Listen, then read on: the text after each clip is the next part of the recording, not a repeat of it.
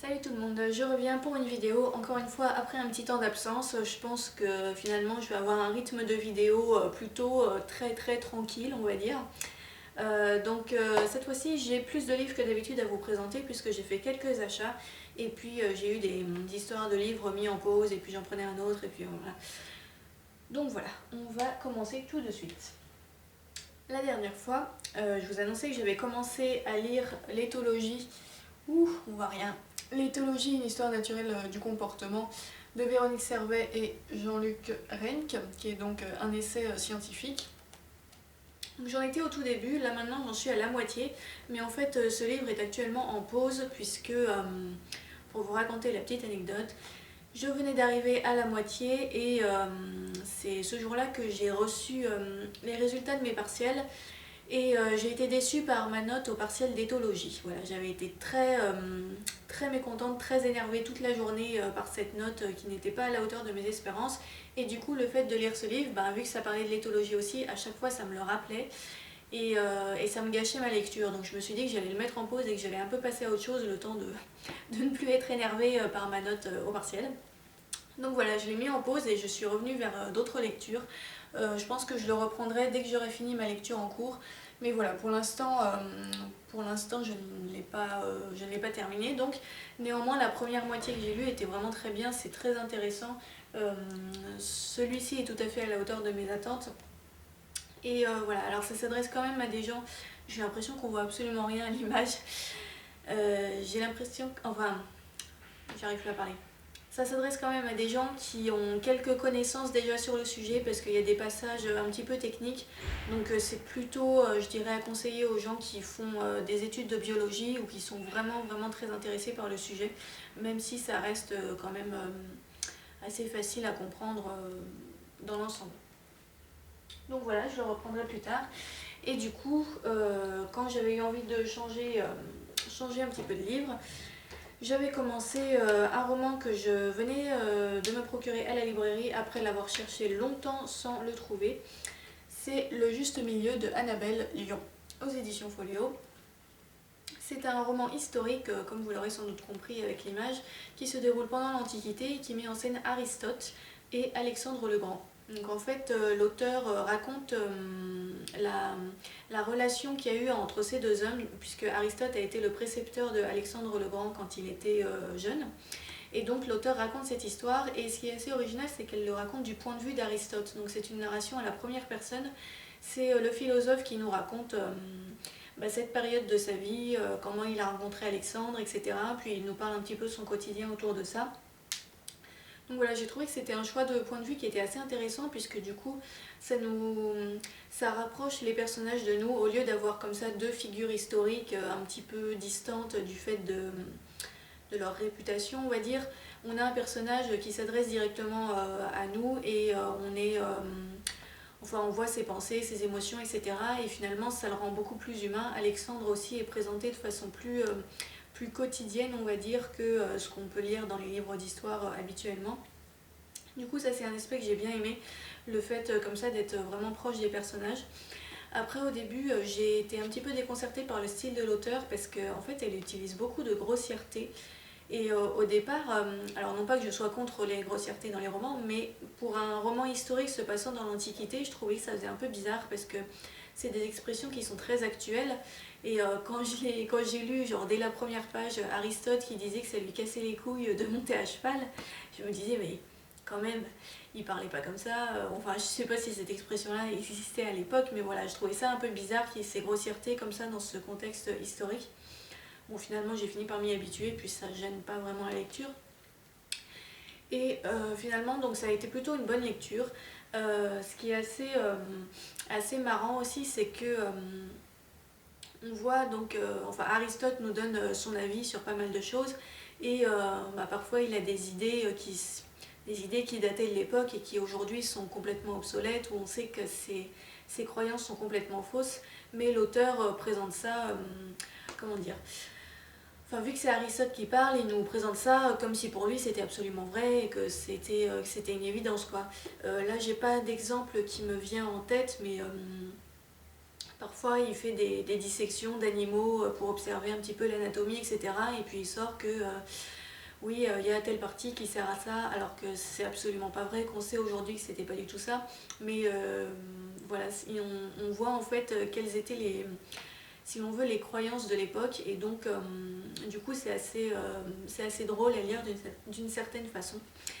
J'ai bien aimé voir un petit peu la relation qui s'établissait entre Aristote et Alexandre. Ils ont pas mal de conversations, souvent avec des thèmes un petit peu philosophiques. C'était assez intéressant à lire. Et puis en même temps, c'était fait de façon assez légère, il n'y avait pas de longueur ou de choses comme ça. Donc voilà, c'était une lecture assez originale que j'ai bien aimée. Donc le juste milieu. Il y a un deuxième tome qui est sorti, mais je ne pense pas que je le lirai parce qu'apparemment il est assez différent, il paraît qu'il est moins bon. En tout cas pour l'instant je vais me contenter de celui-là. Donc voilà. Après cela je suis allée en vacances chez mes parents et j'ai emprunté un livre à ma mère que je suis en train de lire actuellement. Il s'agit de L'enfant et le cheval de vent de Rupert Isaacson chez Albin Michel. C'est la suite de L'enfant cheval que j'avais lu il y a un petit moment maintenant. Je vous en avais parlé sur Facebook mais je ne sais plus si j'en avais parlé en vidéo. Donc L'enfant cheval, c'est le témoignage d'un père dont le fils est autiste et qui va partir en Mongolie pour essayer de trouver un chaman guérisseur en fait pour soigner son fils autiste. Dit comme ça fait un peu bizarre, mais après il nous explique tout le raisonnement qui l'a amené à cette idée. Et donc j'avais bien aimé le témoignage de l'enfant cheval, j'avais trouvé ça vraiment intéressant parce que l'auteur n'est pas juste... Enfin l'auteur connaît assez bien son sujet, il n'est pas juste parti en Mongolie comme ça en ayant des illusions complètement fausses. Il connaissait déjà un peu l'univers du chamanisme, il avait déjà rencontré des chamans avant et il explique tout ça de façon assez sérieuse, on va dire. Enfin c'est pas un illuminé quoi le mec, c'est ça que je veux dire. Donc voilà, j'avais trouvé cet essai assez intéressant parce que justement ça abordait des choses dont on n'a pas trop l'habitude en Occident. Et donc là, L'enfant et le cheval de vent, c'est la suite puisque après ce voyage effectué en Mongolie, l'auteur est rentré aux États-Unis d'abord avec sa femme et son fils. Son fils avait fait beaucoup de progrès mais à un moment il a commencé à régresser. Et donc ils ont décidé de repartir faire des voyages à la rencontre de chamans différents. Donc ils vont en voir un en Afrique, un en Australie et un en Amérique, dans la réserve Navajo, je crois, je suis pas sûre. Enfin avec des Indiens d'Amérique quoi. Et donc c'est le récit de tous ces voyages qu'ils vont faire avec en même temps pas mal de réflexions sur différents sujets, notamment le chamanisme, l'autisme, les liens entre médecine traditionnelle et médecine moderne, les liens entre les différentes cultures, etc. Encore une fois, je trouve que c'est un témoignage qui est vraiment intéressant. L'auteur a pas mal d'humour et de dérision, ce qui fait qu'il raconte ça sans trop se prendre au sérieux, donc du coup c'est plutôt agréable. Après il y a quelques petites redondances de temps en temps, mais bon c'est pas trop grave. C'est un livre qui se lit vraiment facilement, il y a quelques photos des différents voyages au milieu du livre, et ben voilà, c'est une lecture que j'aime bien. Enfin que j'aime bien. C'est un témoignage intéressant qui est plutôt bien écrit et voilà, je vous en reparlerai un petit peu dès que je l'aurai terminé. Et donc à côté de ça, quand j'étais à Paris, je suis allée à la librairie, j'ai acheté 2 livres qui seront donc mes futures lectures une fois que j'aurai fini ma lecture en cours et l'essai sur l'éthologie. Le premier, c'est un livre là encore que j'ai cherché en librairie depuis longtemps sans le trouver et puis là je suis tombée dessus complètement par hasard. Il s'agit de Bartabas roman de Jérôme Garcin. Jérôme Garcin, c'est un auteur qui est très connu pour avoir écrit des livres sur le thème de l'équitation et des chevaux. Donc là, en l'occurrence, Bartabas, c'est encore dans ce thème-là, puisque pour ceux qui ne connaissent pas, c'est un cavalier qui fait des spectacles avec des chevaux, souvent avec des thèmes, des thèmes un petit peu ésotériques, ou là encore liés au chamanisme. Je suis très dans l'ambiance chaman en ce moment. Et donc voilà, là c'est un petit peu sa biographie écrite par Jérôme Garcin. Donc j'avais vu un spectacle de Bartabas un jour, j'étais allée le voir à Paris et j'avais vraiment beaucoup aimé ce spectacle. Et puis on va dire un personnage qui m'intéresse parce que je m'intéresse aux chevaux, je m'intéresse au monde du spectacle aussi. Donc voilà, je me suis dit que ce serait sympa de lire une biographie de ce monsieur, écrite en plus par un auteur reconnu, donc avec une qualité d'écriture assurée derrière quoi, on va dire. Donc voilà, bah, je vous en parlerai quand je le lirai. Et le deuxième livre que j'ai pris, c'est un livre que je tournais autour depuis longtemps et à chaque fois je l'achetais pas. Et finalement là je me suis enfin lancée. Il s'agit de L'homme qui savait la langue des serpents de Andrus Kivirak. C'est un auteur estonien, si je ne dis pas n'importe quoi. Ouais, c'est un auteur estonien qui a fait pas mal parler de lui, on le voit beaucoup dans les librairies depuis quelques temps.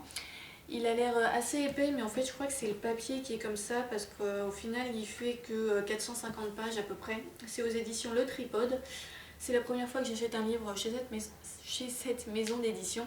La couverture est assez sympa je trouve, avec le petit dessin comme ça. Et donc c'est une histoire qui s'inspire des mythes et légendes d'Estonie, notamment par rapport à la forêt, à toutes les créatures qui le peuplent. Visiblement c'est un roman très spécial.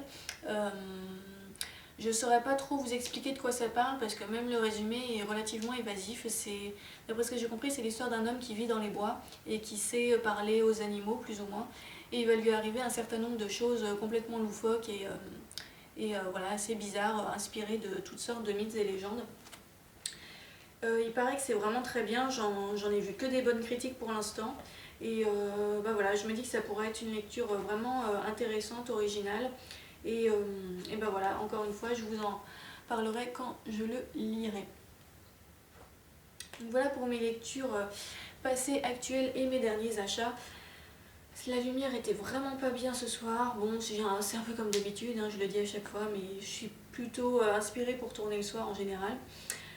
Bon, j'espère que de votre côté vous avez eu de bonnes lectures. Concernant la publication des Fauves, l'éditeur vient de terminer la couverture, donc je ne peux pas la diffuser pour l'instant sur internet. Il préfère attendre un petit peu au cas où on change d'avis et qu'on veuille modifier des choses.